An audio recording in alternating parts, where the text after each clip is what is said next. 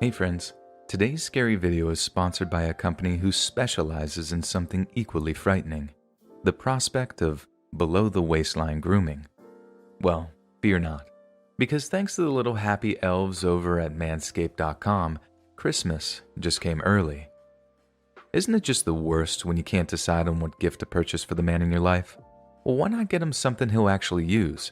Because if he won't stick with that gym membership you got him last year, the least he can do is keep himself trim. This is where the Lawnmower 4.0 comes in. It's a wireless, waterproof, LED-equipped body trimmer with built-in advanced skin-safe technology, meaning your Christmas cheer won't be interrupted by Halloween screams coming from the bathroom. You could also stuff his stocking with Manscaped's Crop Preserver below-the-waist deodorant, which I'm sure both he and your nostrils will thank you for.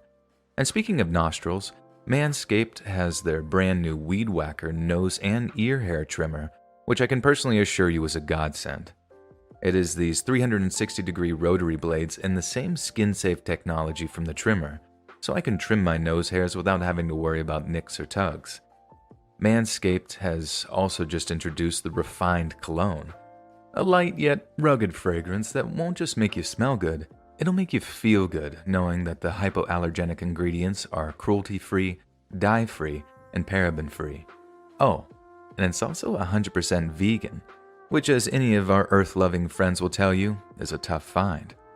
So if you got an extra special man in your life that deserves a real treat this year, make sure to order the full performance package by Manscaped, because for a limited time only, you'll get 2 free gifts, the Shed travel bag, and the Manscaped anti-chafing boxer briefs. That might just be worth it for the anti-chafing underwear alone, because if he's a fitness freak, they might just be his new favorite thing. So, to make an already happy holidays just a little neater and tidier, go to manscaped.com and use my promo code LET'SREAD to get 20% off with free shipping and 2 free gifts. That's 20% off with free shipping and 2 free gifts when you go to manscaped.com and use my promo code LETSREAD.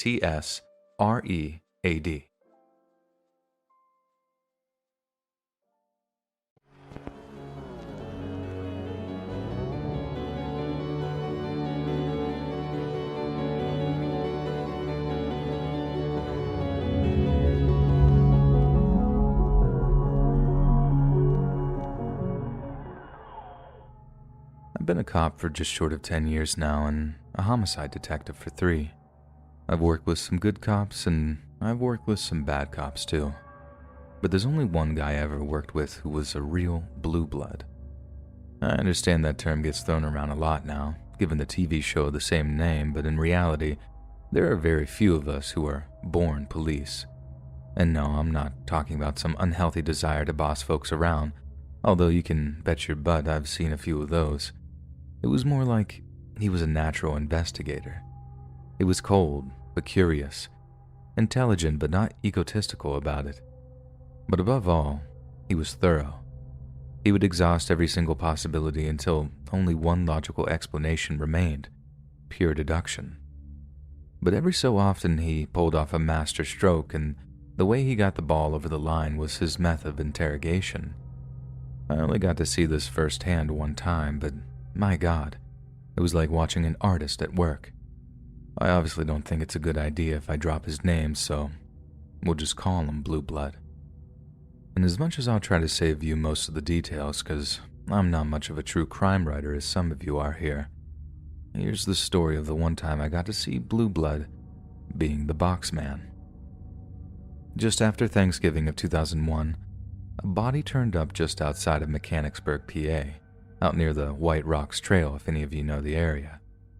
The body belonged to a 20-year-old girl who'd been traveling back from family visiting with her father late on Thanksgiving night. According to him, they got into an argument while driving back, and she demanded that he let her out of the car. Afraid he might cause an accident if he didn't let his hysterical daughter out of the car, he did as she asked. And that was the last time he saw her alive. The father admitted he was angry with his daughter and had at first intended to drive home without her. But after a few miles he stopped and got out his old cell phone and tried to call his daughter so he could give her a ride home, as it would be quite a walk back to Mechanicsburg. He said she sent all of his calls to voicemail, so figuring she would find her own way home, he left the area. A few days go by and no sign of his daughter, so the guy puts in a missing persons report. 2 days later, the daughter's body was found. She appeared fully clothed and had her head wrapped up in a plastic bag. The search team that first found her body obviously knew better than to touch anything, so their guess was that she'd been suffocated with it. Only when they tried to move her body did they find out that the bag was the only thing holding her skull together. They told us it looked like her skull had been smashed by one strike from an extremely heavy object. Think a fully loaded dumbbell or something. They also discovered she hadn't been wearing any underwear at the time she'd been murdered. Uniform officers canvassed the area, including some fairly secluded homes out near White Rocks. They found one guy with priors for indecent exposure and battery. They actually admitted to seeing the girl. She'd apparently knocked at his house, told him someone was following her, and asked to come inside. He then invited her in, but she became skittish, changed her mind, then ran off back down his driveway. Almost everyone involved thought it was an open and shut case. We just had to work the guy with priors until we either cracked or we found solid DNA evidence. But old Blue Blood didn't like the guy for it, at least not until he could tie up one little loose end. And when he started pulling on that one little thread, the whole sweater came falling apart to everyone's complete amazement. So what Blue Blood wanted to know was why they were out near White Rocks in the first place. I won't bore you with the nitty-gritty of rural Pennsylvania highways, but the area the father and daughter were in was basically a cul-de-sac. If you were driving from Gettysburg, where the relatives were, from Mechanicsburg, you wouldn't end up on those little back roads. Not unless you were A, totally lost, which was impossible. By his own admission, the father made round trips to Gettysburg 3 or 4 times a year, therefore he knew it well. B, had taken several wrong turns, not likely, but feasible given that they were in a state of distress while driving at night. Or C, the mystery reason. That's not my phrasing, by the way, that's old Blue Blood's. He was convinced there was another reason they were out near White Rocks, and he was determined to find out what it was. Following his lead, we end up questioning a handful of people closest to the father and daughter. As you can imagine, the first person on that list was the girl's mom, but she was out of the picture for some reason. Friends and relatives had no idea why she'd abandoned the family, and when we asked the girl's father, he respectfully declined to talk about it. They hadn't spoken in years, and he had no contact details for her. All he could say was that her best bet was asking her elderly parents who lived up in Minnesota. But it was during one of those interviews that Blue Blood mentioned something to one of the mom's friends about the father-daughter relationship, as he put it. Stepdaughter, she said. That was the first time we'd heard that term used. Not a single person either knew or cared to tell us that the father and daughter were not blood relatives. And when the father had married into the family when the daughter was still very young, he'd taken the mom's name instead of her taking his. That was the switch. On the drive back to the precinct, Blue Blood had this look in his eye that reminded me of hunting trips with my grandpa. He was quiet, focused, very visibly tense, not because he was stalking a deer with a whiny grandchild threatening to screw the whole thing up. It was because he was thinking. He was thinking about why a man would change his last name to fit the family he just married into. And sure, I wondered that too. I mean, the guy is free to do whatever he wants within reason. This is America. So as strange as it was, I didn't see how that could ever be a piece of the puzzle. But the Blue Blood, it was an unturned stone, so to speak. A loose thread that kept getting longer and longer the more he pulled it. He didn't share his initial suspicions with me, and I'm not surprised because I was dead set on our guy with priors being the guilty party. No. He waited until we had the father in for a second round of questioning to drop his own homebrewed bombshell on him. Like I said, we'd already spoken to the father maybe 3 or 4 times before that point, and each time had been informal and friendly. But then Blue Blood makes up some excuse about needing an official statement from him, so he'd have to come down to the precinct so we could tape the conversation. just a formality. You'd be doing me a personal favor," he said, and the father obliged him. When we were in the interview room, things started as they normally did with the father, all platitudes and well wishes. The father would thank us all for what we were doing, and Blue Blood assured him we'd catch the person who killed his daughter. Only that time, when he said it, it had this strangely different weight to it, and for dramatic effect, he left a little pause after he said it. That's when I realized something was going on. I mean, I already knew because Blue Blood had called him in for questioning, and something definitely was up. But him using the term daughter instead of stepdaughter kept it in the dark in terms of what we already knew, and that's when I realized that something was about to go down. So like I said, the interviews started pretty regularly with the father at ease. Well, as at ease as you can get for someone still grieving their daughter. Then, as we're going over the dad's version of events, just one more time for the record, the dad repeats the thing about him stopping to call his daughter's phone. This was supposed to explain why the 16 to 17 minute drive from White Rocks to Mechanicsburg had taken him more like 35 minutes. Blue Blood presses him on this and makes him state for the tape that he wasn't sure how long he stopped, but he drove straight home when he got back on the road again. Blue Blood interrupts him to call him a liar, and in the second that followed, I'm pretty sure I hear the soft thunk of all the jaws in the observation room hitting the floor. The father is obviously pretty outraged and demands an explanation, but all Blue Blood says in response is, "You need an attorney," and suspends the interview so the dad could get one. Everyone thought he'd lost his mind, and I remember his ex-partner fishing out his coffee flask out of his jacket pocket and giving it a sniff on the off chance it had vodka in it or something. Blue Blood was a good cop, and we knew he thought outside the box sometimes, but to screw up what we thought would be an easy case was beyond the pale for many of us.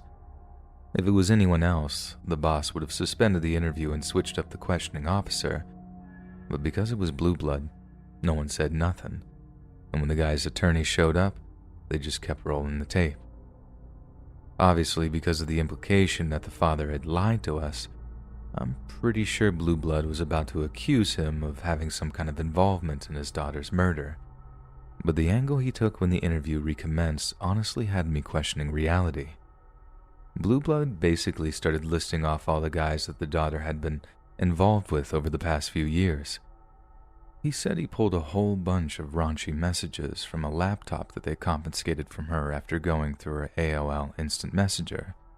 Said since the daughter had such an active romantic life, that it was entirely possible that it was one of her lovers that murdered her.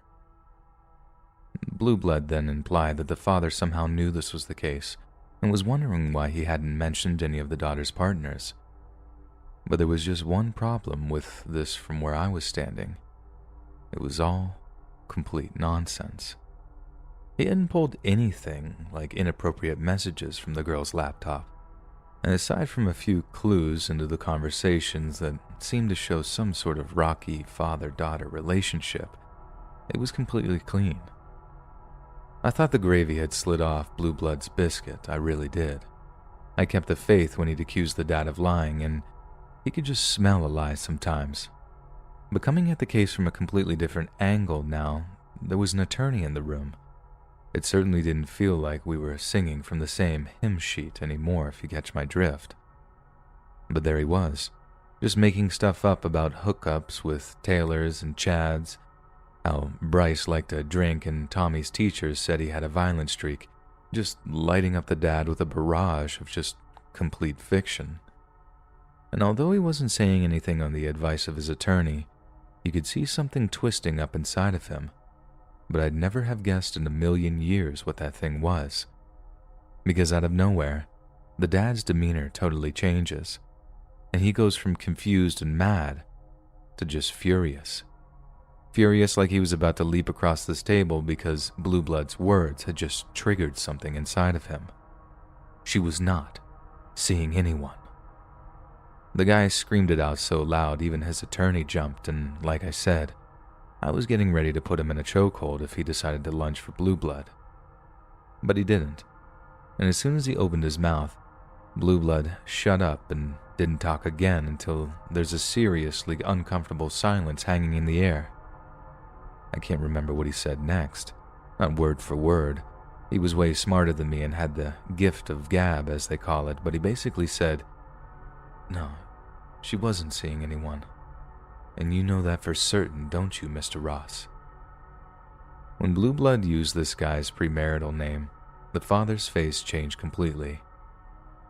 "You didn't let her see anyone because you exercised almost complete control over your stepdaughter's life.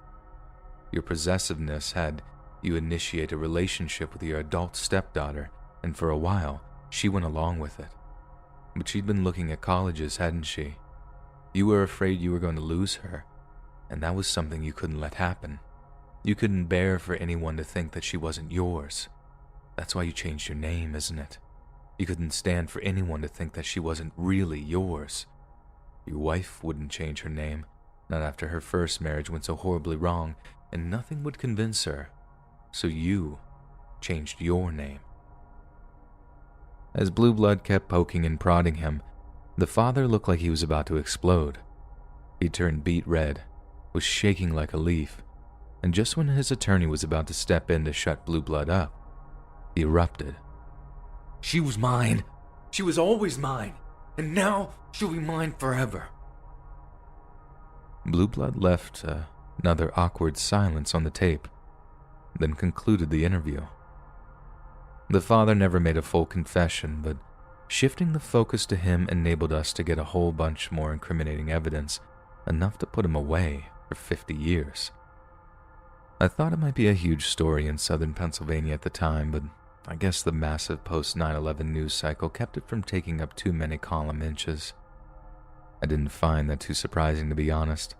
I'd known even bigger stories to be kept out of the media for whatever reason, but the case's impact on the public wasn't what preoccupied me in the weeks that followed. It was the case's impact on me as a cop. I realized for my entire career, I've been letting prejudice and emotion degrade my work. You have to come in matters of law enforcement like a robot. Only the evidence matters, not the past or characters of the people in question. And we like to assume that families are good, safe things, and only obviously bad people do bad things.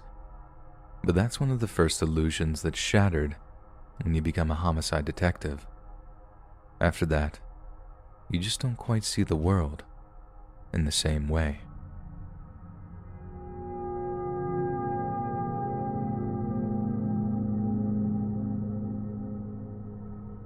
I've actually had stalkers ruin 2 separate Thanksgivings, each about 5 years apart, and the first was at an alarmingly young age, too.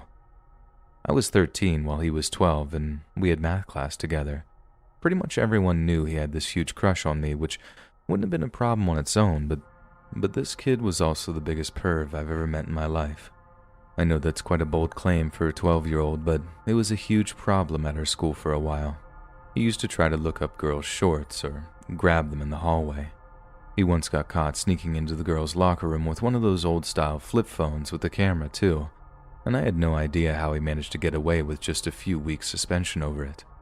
Needless to say, it was no surprise that he began to harass me when he asked me out and I rejected him. He would wait for me at my locker every day and whisper creepy stuff to me as I walked past.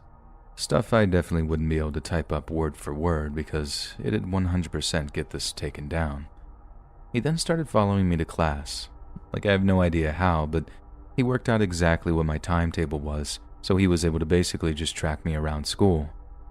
I told my teachers, the school counselor, the vice principal, but nothing was done against this kid. The best they could do was switch my classes so he'd have trouble tracking me, and that worked for about a week. After that, he escalated and started following me out to the bus. After a while, he managed to figure out my schedule, my bus number, my student ID, and was in the process of finding my home address and phone number. Then right when I was at my breaking point, he asked me out again. It wasn't just to get back at me for rejecting him. He honestly thought that harassing me would bring me around to the idea of dating him. This went on from the beginning of the semester, and right around Thanksgiving time I actually screamed no in his face. I was just so scared and tired and mad by that point. He actually looked kind of shocked for a second, but then the ugly little worm in him came out and he told me he was actually going to come over to my house on Thanksgiving itself, and he was going to bring a gun to kill me and my whole family. I didn't believe him at first, but he did have a gun, but I had already told my math teacher about it, and cops came over to his house a few days prior to check his thinking, as they put it. And thank God it was just an airsoft gun, and he was obviously just intending to scare me, but if he'd have shown up with that thing, I know for a fact that my dad would have just blasted him without checking if it was real or not. I thought the school would finally expel him after that, and thankfully, that was the final straw for the principal, who had him transferred to a school for kids with behavioral problems shortly after. That was nearly almost 20 years ago now, and I live on the other side of the country, so I'm not too worried about him finding me. But it definitely stuck with me for a long while and seriously colored my opinion in men in a distinctly negative way. My second stalker was a guy I dated in high school. Since we were headed to different colleges, I broke up with him just after graduation, and he basically just went nuts over it. Like actual clinical nervous breakdown type thing.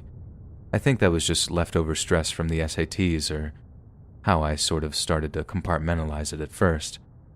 He got worse and worse as the months went by though, and finally, when I traveled home for Thanksgiving, he tried breaking into my mom's house while we were both asleep upstairs.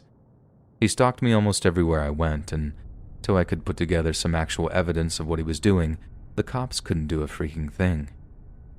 When I got a new car, he called my work from the business next door and told me my new license plate. He was just relentless. One night he called my house like every minute, on the minute, for almost an hour straight. My parents had to unplug all the phones to get some peace, and my dad called the cops from his cell phone. This all came to a head when he attacked me one day when I was walking downtown that same Thanksgiving weekend. I was with a friend at the time, and he must have gotten a visit from the cops and assumed it was me that called them. He hit me so hard that he almost fractured my orbital socket. And finally, he went to jail for a few months, and that gave me a way out. I moved an hour away, changed my number, got a new job, and blocked him on any social media I had, in addition to lockdown privacy settings. He's moved to a different town and is still wildly unstable. My life has gotten so much better, and I've had so many positive changes, and I hope he never hears about any of it. But there's definitely a little piece of my trauma that I'm not able to let go of. Stuff that just changed you, and you're left constantly looking over your shoulder, carrying a taser, always ready to fight if that one nightmarish person turns up in your life again. Because I know that if he does find me again, he won't give me another chance to get away. He'll kill me. I know he will. So I always have to be ready.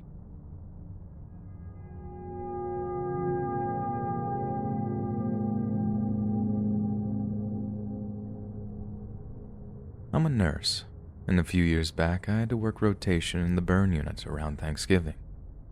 As you can imagine, there's a sharp uptick in burn victims around certain times of the year, 4th of July being one of them, and Thanksgiving being another. Accidents with fireworks can be pretty nasty, but they're nothing compared to the kind of things you get around Thanksgiving. Plus, there's the fact that shooting and stabbing victims can be surprisingly chill, like they're so hopped up on adrenaline that they can't feel the pain yet, so as patients they can be shockingly cooperative. Burn victims are another thing entirely though. The pain caused by extensive 2nd or 3rd degree burns seems honestly nightmarish, and it really makes me grateful that it's something I've never experienced. I'd never had a patient look me in the eyes and ask me to put them out of their misery, not until I worked the burn unit. Anyway, now that I've set the tone for how messed up the burn unit can be, on with the story. We suddenly get these 2 burn victims in our ICU, one guy and one girl. They're both in terrible states, and they're accompanied by police officers who tell us that the male is a pimp and the female is his, I don't know what to call her. I'll just call her his girl. Apparently the pimp, the girl, and a few of the other pimp's girls tried to have their own little Thanksgiving dinner, with the burn victim being in charge of the cooking. I don't know how it went so wrong, but somehow the girl ended up on fire.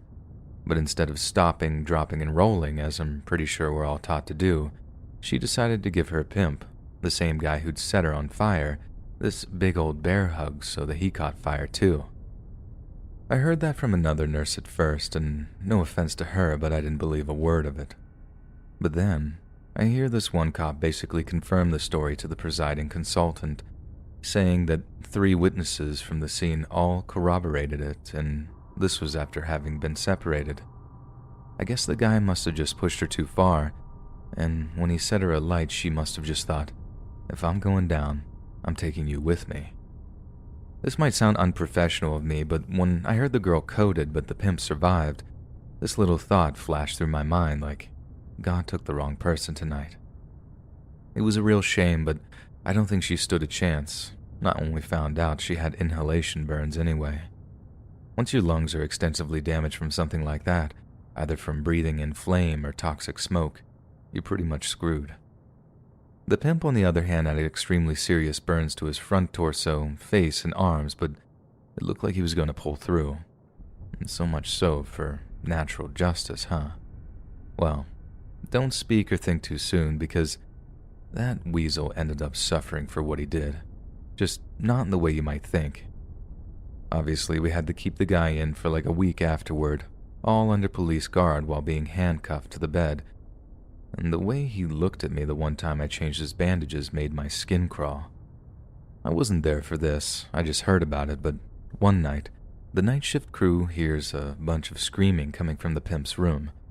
They initially thought he had some kind of intruder because one of my coworkers told me he was screaming stuff like, get away from me, as loud as he could.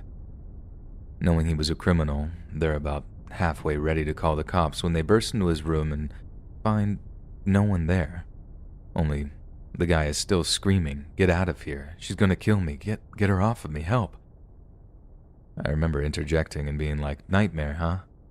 But she just shook her head, saying his eyes were wide open, and the whole time he was staring at this one spot in the wall, right up until they finally got a doctor's order to sedate him. I'm not one to believe in spirits or ESP or any of that stuff. No offense to the people who do, so I'm not about to claim he was being haunted by the ghost of the girl he'd killed, although that would be pretty sweet, not gonna lie. But saying that, I do think maybe a combo of the medication, not once by mouth, and the trauma of his injuries had him either flashing back or hallucinating that the girl was in the hospital room with him. Like I said, I didn't see any of that, nor do I believe that he was being haunted, but seeing how happy that guy was when he was discharged into police custody, that was honestly one of the weirdest things I've ever seen. I get the guy was in a bad way, physically and mentally, but the hospital to jail transport switchover has a lot of people thinking they can escape. Not that guy. Not only does he not even try, he thanked the cop coming to get him like they were straight up saving him from something. And that's what had me questioning my sanity for a day or two, thinking, is there something else after we die? It's like Scatman Crothers says in The Shining. Maybe there's a lingering after something like that happens. Like the way the smell of burned toast lingers in the air for a while after you burn it. I know it's kind of in bad taste, considering how he died, but maybe something in that poor girl, stayed in the air way after she passed. Or maybe I'm just thinking too much into it. Either way, it was most definitely a Thanksgiving to remember, and one that made me ultra grateful to spend it with my family the following year.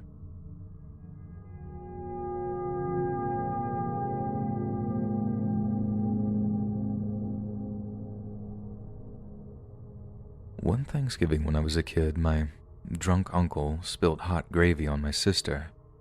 We were all sitting down to dinner and my uncle straight up sticks his finger in one of the gravy boats and starts complaining that it's cold. My mom tells him she's busy and that if he wanted it hotter, he can microwave it himself. I watched the whole thing happen. He got up, nuked the gravy, staggered back over to the table, then basically emptied out an entire bottle of steaming hot gravy all over my sister's leg. She was only 5 years old at the time, and the noise she made as it started burning her was something I'll never forget. People just jumped into action, pulling my sister's chair back from the table while another rushed to fill up a bowl of cold ice water to douse on the burn. That's how I saw the wound, and it was every bit as hideous as you can imagine. The gravy had basically just burned some of the flesh away, like you could see patches of red, but the burn wasn't bleeding like a cut might do. It looked like a zombie's skin or something, just this big patch of it on my sister's leg. She screamed so loud the neighbors called the cops, and like they didn't even come over to check on us. The screams just scared them so bad that they called the cops instead of EMTs. When the ambulance arrived, they drove my sister to the hospital, and they ended up doing some kind of skin graft too. She healed up okay in the end, but for like a year after, she had this patch of skin that was like a shade lighter than the rest of her. And given that we're like half Latino, mom's from Puerto Rico, it looked extra jarring around the pool that summer. Oh, and we don't talk to that drunk uncle anymore. Not just because of Gravygate, but my mom said that was definitely the beginning of the end for him. And just in case anyone is going to be like, he had a disease. He was still an idiot after he sobered up. Booze didn't seem to have anything to do with it.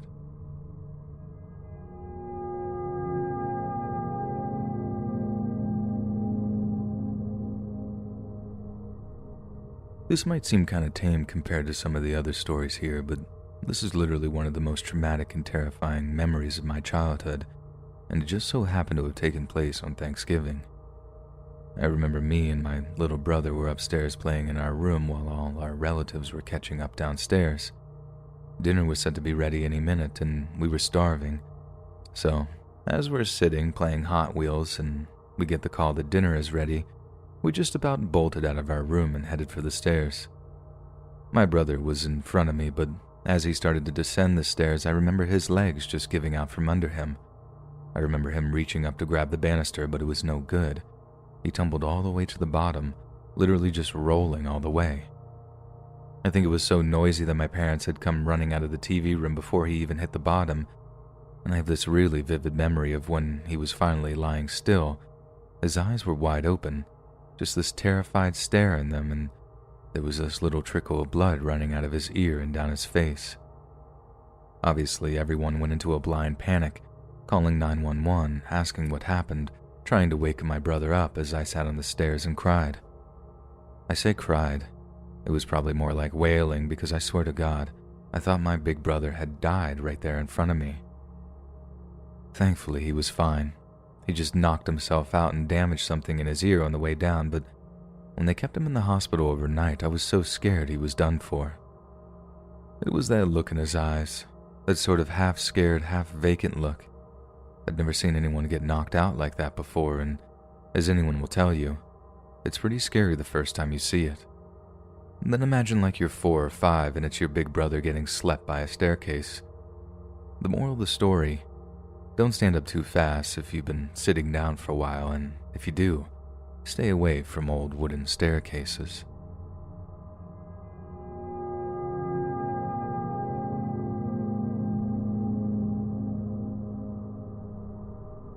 I was house sitting for an older neighbor who had gone off to visit her grandkids a few states over for Thanksgiving. I wasn't going anywhere for it. Long story, no sympathy please, I prefer spending it alone, so I agreed to do it since she had this really sweet cat, so getting to give the thing belly rubs was basically my payment. It turned out to be a pretty nice couple of days too. I poured through all of her old cookbooks, tried out a few of the recipes, and generally just chilled.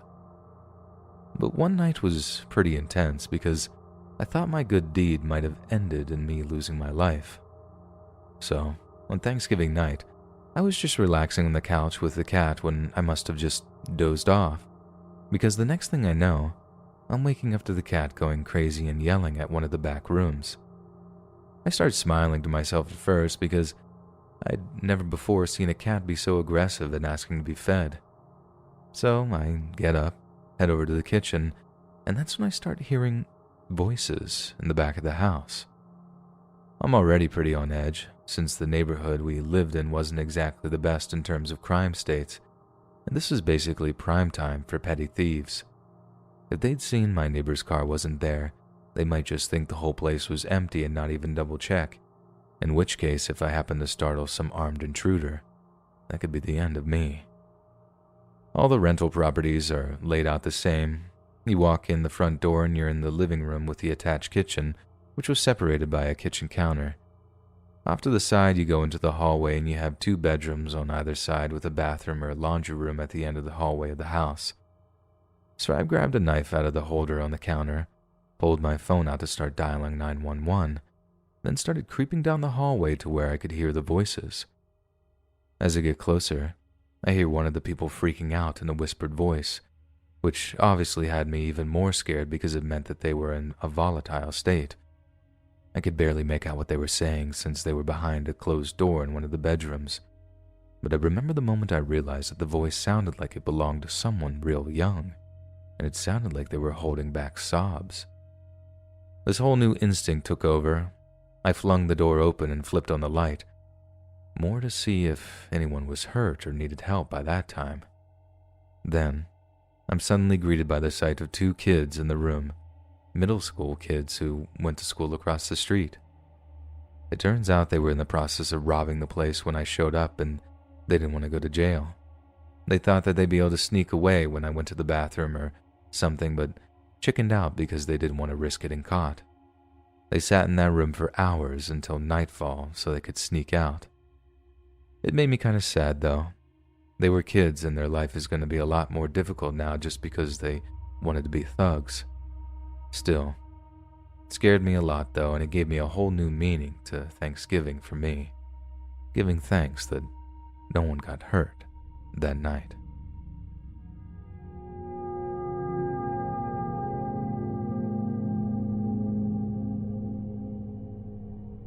On Thanksgiving weekend of 2016, like many families in America, the Guy family of Knoxville, Tennessee, convened to have dinner, spend some quality time together, and be thankful for all they had in life.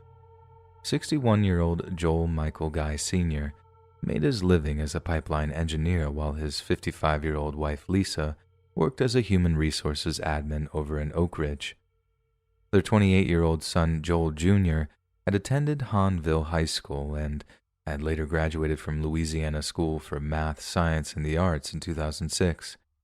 Yet despite his extensive education, Joel Jr. had never once held down a paying job.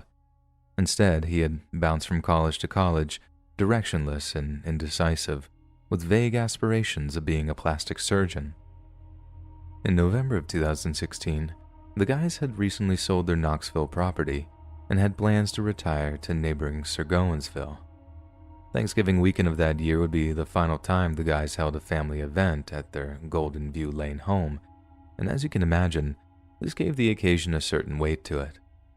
Joel Sr. and his wife knew that Thanksgiving would be a special one, but instead of being a joyous reunion, it would prove remarkable for completely different reasons. On Saturday, November 26th, with Thanksgiving leftovers dwindling, Lisa Guy went out to pick up some groceries from the local Walmart.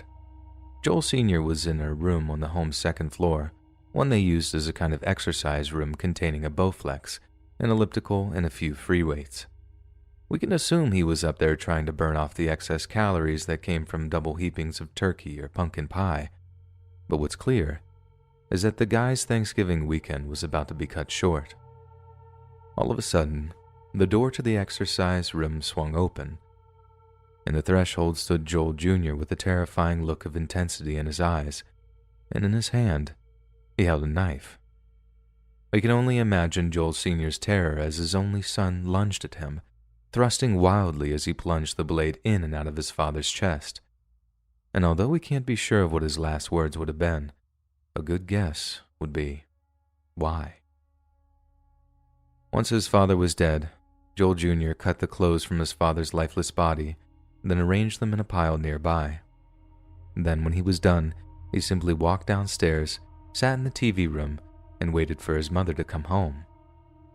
Lisa walked through the front door of her home about an hour later, not having the faintest idea of what had occurred upstairs. She called out to her son and husband, but neither replied. Joel Jr. was no longer in the TV room, and no sound from her husband upstairs.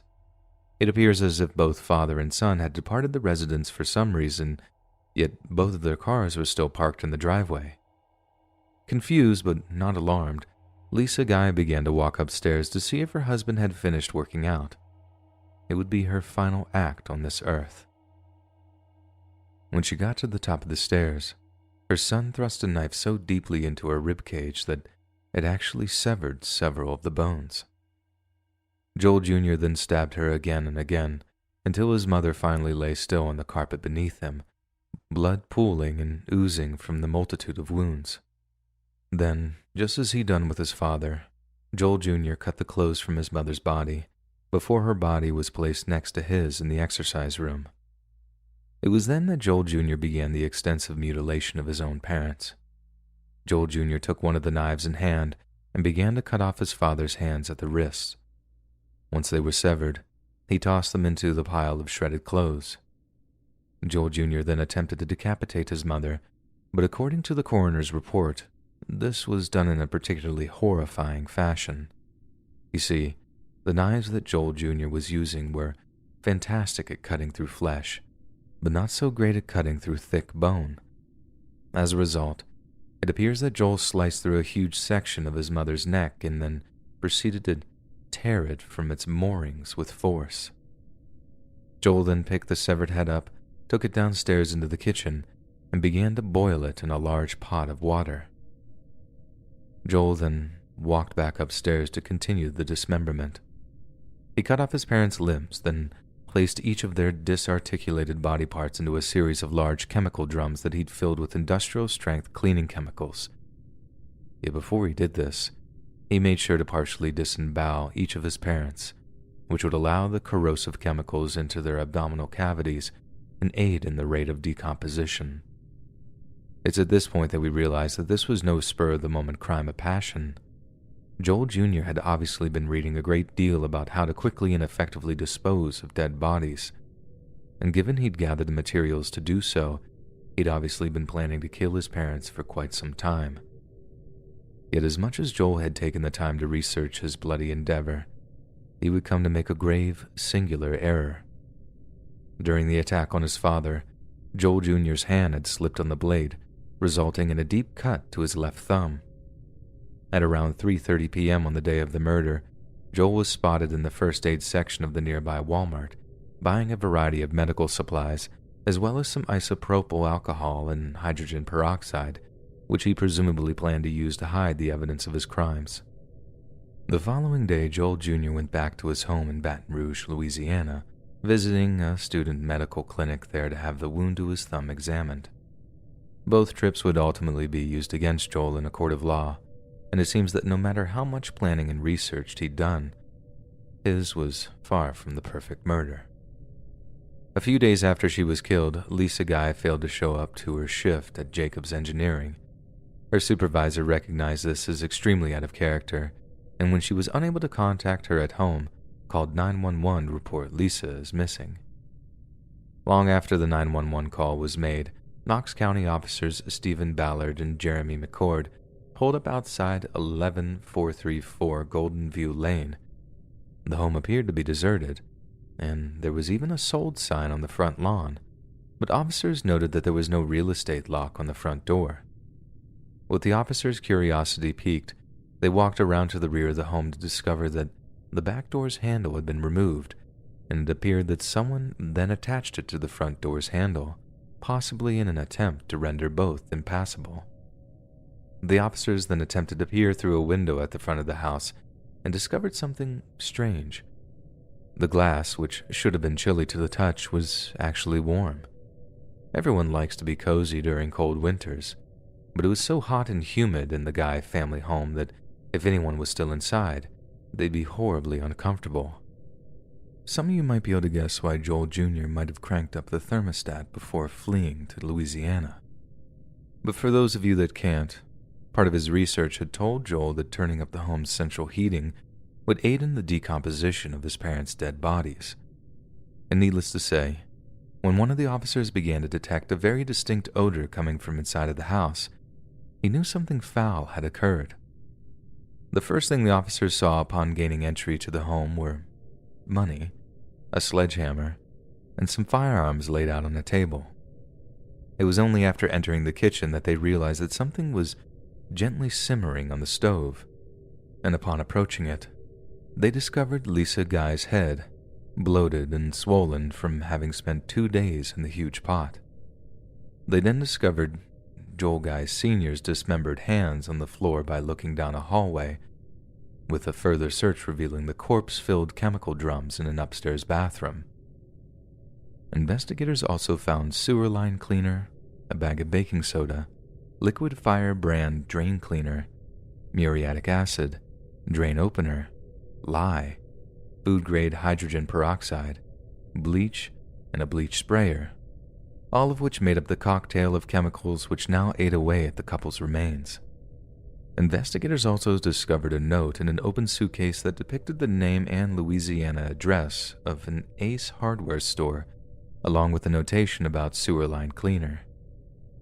The toxic fluid required biohazard equipment for removal by the KCSO hazmat team, and due to the volume of evidence in such a disturbing discovery, KCSO's forensic unit worked throughout the night Monday and into the following day, processing the crime scene. Some said it was the most horrifying crime scene they'd ever come across, and as you can imagine, the discovery generated a huge amount of media attention. Naturally, local law enforcement sought to close the case as quickly as possible, but as forensic investigators combed through the crime scene, they came to a harrowing conclusion. The killer was most likely the couple's own son. Over the days that followed, the FBI, the Knox County Sheriff's Office, and the East Baton Rouge Sheriff's Office placed Guy Jr. under surveillance. They also sought to build a picture of Joel Jr.'s actions in the days leading up to the murder, and what they discovered horrified them. Through analyzing the security camera footage from several local stores, the police were able to identify Joel Jr. as purchasing the very supplies he would use to murder and dispose of his parents. He used cash for every transaction and stuck to self-checkouts to avoid any memorable interactions with staff members. The earliest Joel began to purchase these supplies was November 7th, proving premeditation by at least 2 weeks. Sometime later, Joel bought a U.S. Marine-style K-bar knife from a business known as Academy Sports, the very same knife he would later use to stab his father to death. Then on November 21st, just a few days before the murders, he can be seen at a Knoxville Walmart buying a plastic blue tote large enough for the dismembered bodies to dissolve in. But perhaps the most disturbing piece of evidence was the notebook police found in Joel Jr.'s possessions after he was arrested at his Baton Rouge apartment on November 29th. Not only did Joel have a meat grinder in the trunk of his car, he also had a journal in which he'd written down numerous notes pertaining to the murder. Some of them read as follows: "Get carving knives, killing knives, quiet, multiple. Get sledgehammer, crush bones. Bring blender and food grinder, grind meat to make small pieces. Get bleach, denature proteins. Get plastic sheeting for disposal process. Get plastic bin for denaturation process. Get hollow point bullets, just in case." Joel then seems to correct himself and writes, "Will be seen buying bullets. Just use computer room gun. Check to make sure there are bullets. Last resort. Does not matter where they're killed, just get rid of the bloody spots to prevent evidence of time of death, not the mattress or couches. Don't have to get rid of body if there is no forensic evidence on the body. Get rid of bodies inside house, our DNA already there. Flush chunks down toilet, not garbage disposal. Open up doggy door to provide entryway. Random intruder, needs to be blamed. Flood the house, covers up forensic evidence. Turn heater up as high as it goes, speeds up the decomposition. Bleach reacts with luminol just like blood, douse the whole area with bleach. Body gives time of death, confuse the time of death and my alibi will match. Dad's not alive to claim her half of the insurance, this means the money, all mine, $500,000. Joel had provided the police with all the evidence they needed to send him to prison for the murder of his parents, and his writings provided terrifying insight into the malicious greed of an ungrateful child who'd rather kill those who brought him into the world instead of just getting a job. Shockingly, even with the weight of the evidence bearing down on him, Joel Guy Jr. pled not guilty to capital murder. Yet at the same time, he filed a motion via his attorney that, if convicted, he immediately would receive the death penalty. Joel also refused to allow either of his defense counsels to prevent evidence on his behalf, meaning that from start to finish, The trial lasted just 4 days, extremely unusual for a multiple murder trial. Despite his wish, following Joel's conviction, a judge refused to hand him the death penalty, assuring him that a more fitting punishment would be to force him to live with the guilt of knowing he'd taken the lives of his own parents.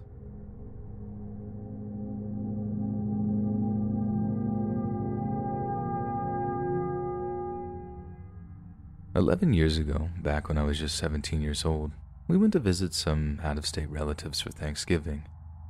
This was at a time when I was dyeing my hair a lot, and I'd been experimenting with different shades for at least 18 months. Some were pretty wild, others pretty tame, but my Mima always used to complain at me, saying I was damaging my hair, making it brittle, all the stuff you'd usually expect. I know she was just saying it out of love. She wasn't trying to be mean or anything, but I always used to just roll my eyes and be like, "Okay, Mima, I'll be more careful," then just change the subject. So anyway, we have a nice dinner, fall into various food comas, then all head up to bed after a few hours in front of the TV. But before I head to bed, I decided to take a shower to wash my hair, since I swear that helping my Mima cook left about a gallon of grease in my hair. So with the house completely silent, I head into the bathroom to wash. At first, I just experienced the pure bliss that is a hot shower after a long day. Then I browse through my Mima's collection of shampoos, pick one out, then I got on with washing my hair.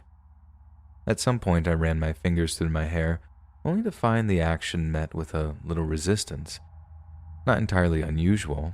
My hair used to get tangled up a lot, but a hard tug doesn't just magically undo tangles in your hair.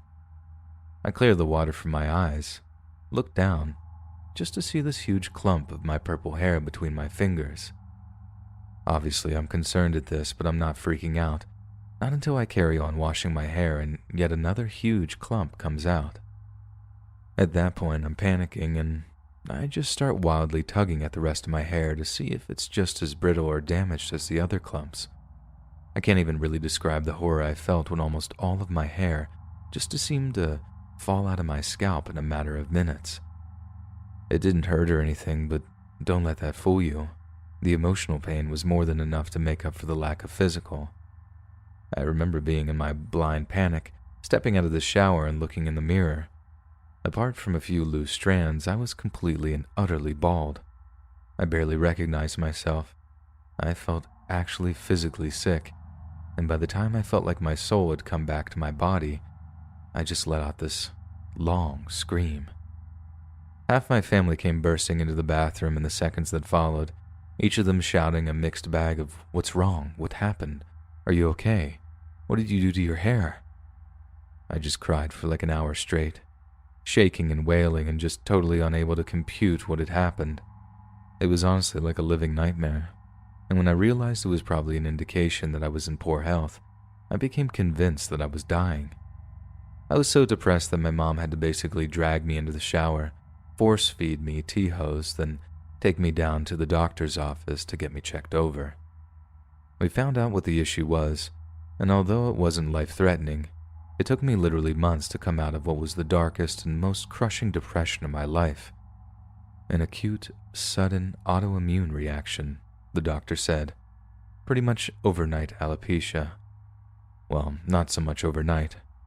I'd noticed I was losing a bit more hair than usual, but like Mima said, the almost constant cycle of bleaching and dyeing had definitely damaged my hair a little, but having it all come out in almost one fell swoop was crushing. I lost almost all my body hair too, which wasn't nearly as rough as the hair on my head, but I still felt like a total freak in the months following Thanksgiving. As horrible as this all sounds, I'd like to reassure everyone that there's definitely been something of a happy ending, or rather, that there's some serious silver lining in my condition. Good wigs are expensive, sure, but I can now have a different hair color for each day of the week, all without the lengthy dyeing process. I also save a ton of time and hassle in shaving my legs, among other things, and as much as the whole losing my hair thing sucked, I basically looked at it like nature's laser hair removal. The point being, our bodies can scare the life out of us, but whatever you're going through, this too shall pass. You just gotta be strong and find those silver linings. Hey friends, thanks for listening. Click that notification bell to be alerted of all future narrations. I release every Monday, Wednesday, and Friday at 7 p.m. Eastern Standard Time. And if you got a story, be sure to submit them to my subreddit, r/Let'sReadOfficial, and maybe even hear your story featured on the next video. And if you want to support me even more, grab early access to all future narrations and bonus content over on Patreon, or click that big join button to hear about the extra perks offered for the channel. And check out the Let's Read podcast, where you can hear all of these stories in big compilations and save huge on data. Located anywhere you listen to podcasts. All links in the description below. Thanks so much, friends, and have a happy and safe Thanksgiving.